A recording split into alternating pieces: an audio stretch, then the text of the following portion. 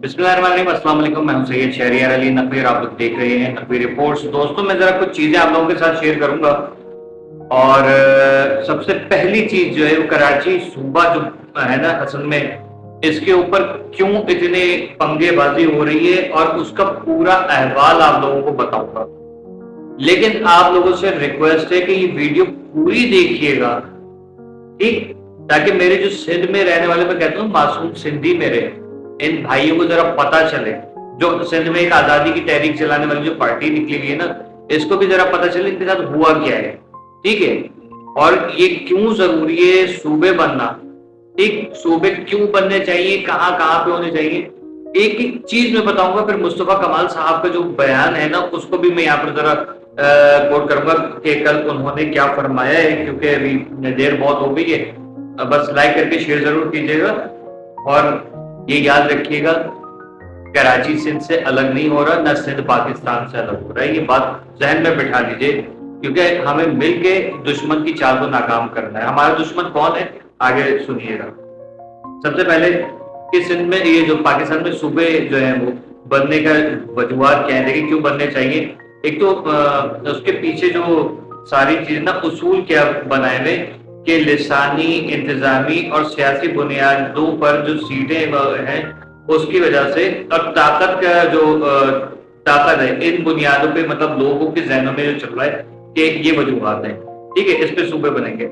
आपको याद होगा सरायकी सूबा जनूबी पंजाब में मुल्तान, बावलपुर, लिया, बकर, डेरा गाजी खान, राजनपुर, ठीक है, ये सूबा बनना था। इसके लिए 2012 में जो वो सेनेट जो है उसमें मंजूरी भी दी थी, सबने इसको एक्सेप्ट किया था। पंजाब में किसी को कोई प्रॉब्लम नहीं, क्यों?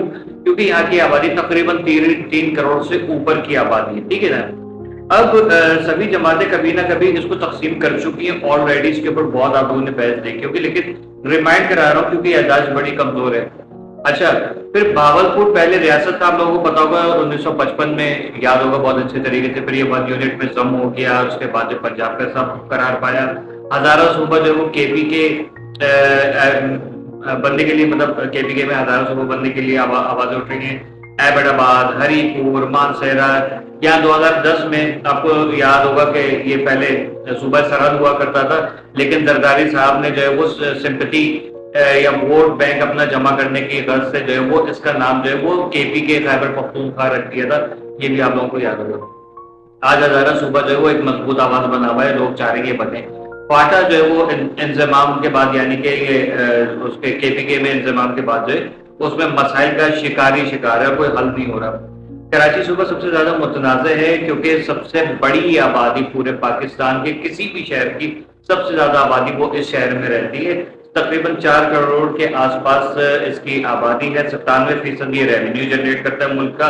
आप सोच लीजिए, इंतजामी तौर पर एक शहर को पूरे सिंध की तरह या पूरे सिंध के तर्ज पे नहीं चलाया जा सकता, ये बहुत बड़ी बात है। और सिंधी जमातें इसे तकसीम का जो है ना वो एक सिंध से अलहदगी ये नारे लगा के आप लोग खुद देख रहे होंगे, ये करके मासूम सिंधी को बेवकूफ बनाने के लिए सिंध टूट रहा है, सिंध के टुकड़े हो रहे हैं। कोई टुकड़े नहीं हो रहे, पता नहीं क्या है तुम लोगों के जहनों पे एक चीज सवार है अच्छी वाली। अब जाहिर माए बहनें बेटियां देखती हैं तो निकाल नहीं सकते मुंह से अल्फाज। अब मुस्तफा कमाल साहब का बयान पे आ तो, और फिर आपको इस सूबे की सारी हकीकत अब पता चलेगी ना। मुस्तफा कमाल साहब ने कहा कि अगर एमके के मुतालबात को नहीं माना गया तो फिर जो है वो सूबा बनना नागुज़ीर हो जाएगा। 18वीं तरमीम जो है वो रोल बैक यानी वापस हो जाएगी, और फिर जो है वो सूबा जो है वो जरूर बनेगा, ठीक है ना। तो सूबे से हमने इसको मतलब जो भी इख्तियार हैं, उन्होंने ये कहा कि हम जब कहते कि हमें फंड्स दें ताकि हम अपने शहर को तो कम से कम संभालें, उसको सही करें, तो वफाक कहते कि जाके अपने सूबे से लो, हमने उसको दे दी है। मतलब ये हालात में आप बताएं कि फिर आवाज नहीं उठेगी तो और क्या होगा। सही आवाज उठ रही है फिर। अच्छा, इसका अब आपको बताता हूँ और ज्यादा क्यों पीपल्स पार्टी को खास तौर पे क्यों इस पे प्रॉब्लम हो रही है। सिंध की वो जमात जो अलहदगी पसंद जमात बनी हुई है ना, वो भी देखिए खटमल के जड़ से जो खटिया नहीं छोड़ी जाती, बात याद रखिए, खटमल को भगाने का, ठीक है, याद रखें। एनएफसी अवार्ड मुराद सईद ने जो है पीटीआई के, आपको पता है कि वफाकी वजीर थे पाकिस्तान के, जब इनका दौर था तो पीपल्स पार्टी की हुकूमत पे इल्जाम लगाया था कि एफसी में बदतुनवानियत जाती डॉलर जो है वो उसमें इस्तेमाल किए जो भी एनएफसी अवार्ड के पैसे थे। पीटीआई ने इल्जाम ये भी लगाया था RO پروجیکٹ جو تھا جو پانی کے فلٹریشن وغیرہ کا جو ہوتا ہے سارا کا سارا، اس میں 33 ارب روپے کی بدعنوانیاں ہوئی تھی، وہ آپ کو بہت اچھے طریقے سے یاد ہوگا،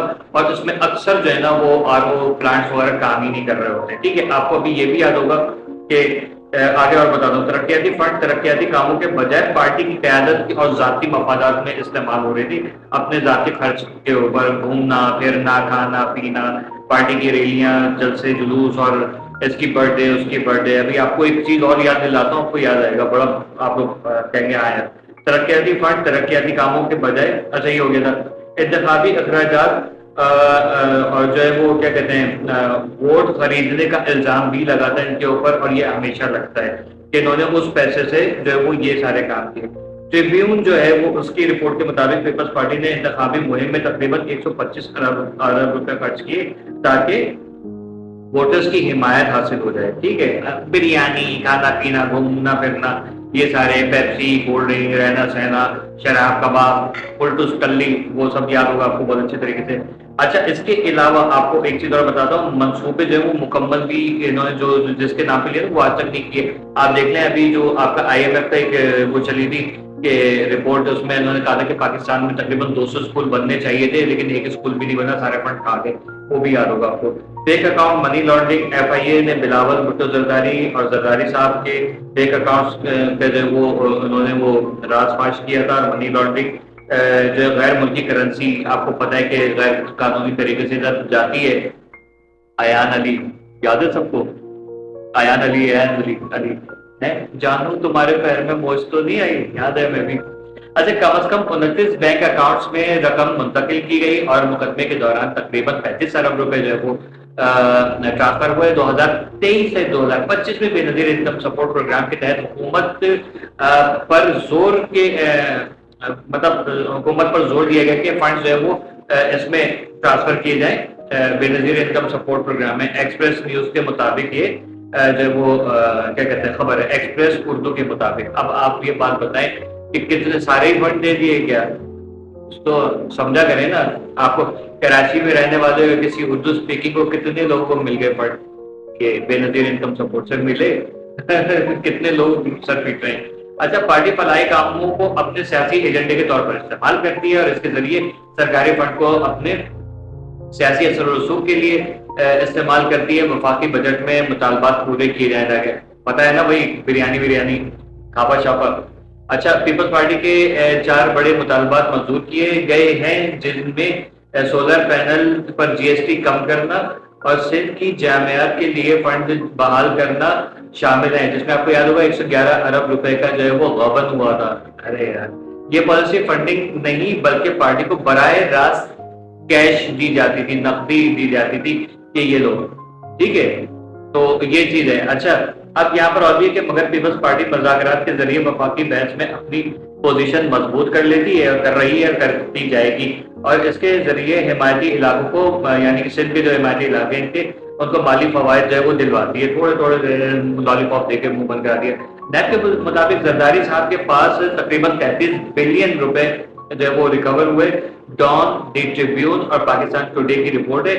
فیک اکاؤنٹ بنایا گیا محبوب علی زرداری کے نام پہ یہ ریکارڈ تھا، یہ نیب نے بتایا، اور شازیہ مری صاحبہ کے اکاؤنٹ سے 97 ارب روپے جو ہے وہ بھی برآمد ہوئے۔ اور اس کے بعد اب آپ بتائیے جو یہ سب اس وقت متحدہ ہے، جماعت اسلامی ہے، سندھ کے اندر جو پارٹی ہیں، یہ آگے پیسے آپ کے اوپر لگتے، آپ کے شہر اور یہ کراچی پورا سندھ کے اوپر لگتے، کتنا فائدہ ہوتا، ٹھیک ہے۔ تو یہ جو ہے نا آپ ایسی سیاست کیجئے کہ آپ اوپر آئیے۔